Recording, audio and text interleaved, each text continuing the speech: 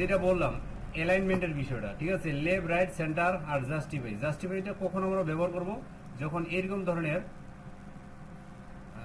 তথ্য টাইপ করব, ঠিক আছে, তখন আমাদেরকে এদিক দিয়েও যাতে সোজা থাকে এদিক দিয়েও যাতে সোজা থাকে। এখন অনেক অনেক অপারেটর কিন্তু এইভাবে ব্যবহার করে, ঠিক আছে, যেটা কিন্তু দেখতে আসলে খুবই খারাপ। এটা কিন্তু অফিসিয়ালি কাজ না। অফিসিয়ালি কাজ করার জন্য অবশ্যই এত বড় লেখাটা লেখার পরে সিলেক্ট করে জাস্টিফাই ক্লিক করব, তাহলে দুদিক দিয়ে সমান থাকবে। আর আরেকটা বিষয় হচ্ছে যে আমরা যে এখানে লেখাটা লিখছি, এখানে দেখো চুক্তিনামা লেখাটা ঠিক আছে, টাকা নন জুডিশিয়াল স্ট্যাম্পে ওইটাও ঠিক আছে। এই চুক্তি মাসে এত তারিখে উপজেলা কর্মকর্তা দেবগঞ্জ, এই বানাটা ঠিক আছে। দেখো এখানকার একাটা দেখছো, এদিকে কি কোনো অ্যাঙ্গেল আছে? নেই, তার মানে এটা ঠিক আছে। আচ্ছা নেক্সট এটা আমাদের জেলা, এটাও ঠিক আছে, তারপর এটা ঠিক আছে, এটাও ঠিক আছে, ঠিক আছে ঠিক আছে ঠিক আছে ঠিক আছে। এই যে এখানে দেখো মোহাম্মদ, এখানে তোমাদের এই এই একাটা ব্যবহার করা যাবে না। তখন আমরা কোন একাটা ব্যবহার করব? এখানে স্পেস দিব, দেওয়ার পরে একাটা দিব, এই একাটা ব্যবহার করব, ঠিক আছে, এই একাটা বাদ দিব। এখন এই একা কখন আসে আর ওইটা কখন আসে এটা জানতে হবে। যেমন এই যে প্রালবাড়ির এই অ্যাঙ্গেলটা দেওয়া যাবে না, এই অ্যাঙ্গেল কি আমরা দেই লেখার সময় দেই? প্রালবাড়ি এই এই এই যে এই যে এই যে কোনাটা, এই কোনাটাকে আমরা দিই? কোনা কোনো সময় জন্য দিই এভাবে কোনাটা দিই না, আমরা ডাইরেক্ট একাটা আগে দিই, ঠিক আছে। অর্থাৎ এই একাটা আমরা ব্যবহার করি, এই একাটা ব্যবহার করি প্রালবাড়ি, তাহলে আমাদেরকে এইটা দেওয়া যাবে না। যখন আমরা টাইপ করব এইগুলা জিনিস আমাদেরকে মনে রাখতে হবে, হ্যাঁ, এগুলা কিন্তু মনে রাখতেই হবে। তারপরে স্পেস, স্পেস কোথায়? এই যে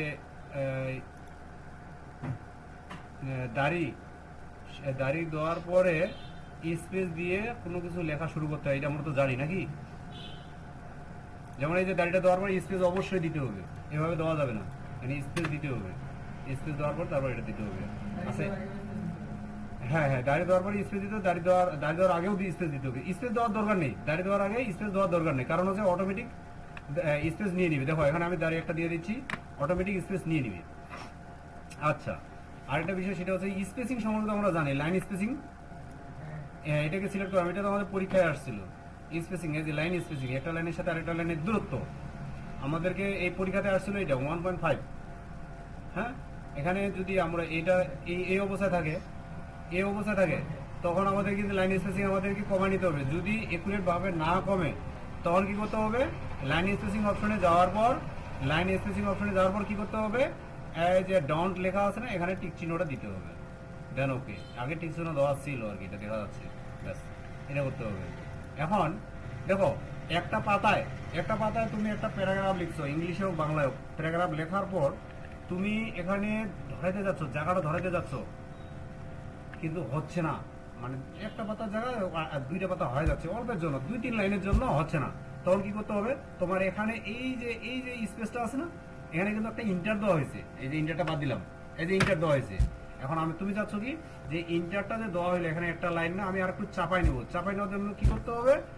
এই যে সাইজটা দেওয়া আছে না, ফন্ট সাইজ, এটা একটু কমাই নেবো। দেখো উপরে উঠতেছে, ফন্ট সাইজটা কমাই নেবো, ব্যাস এনাফ।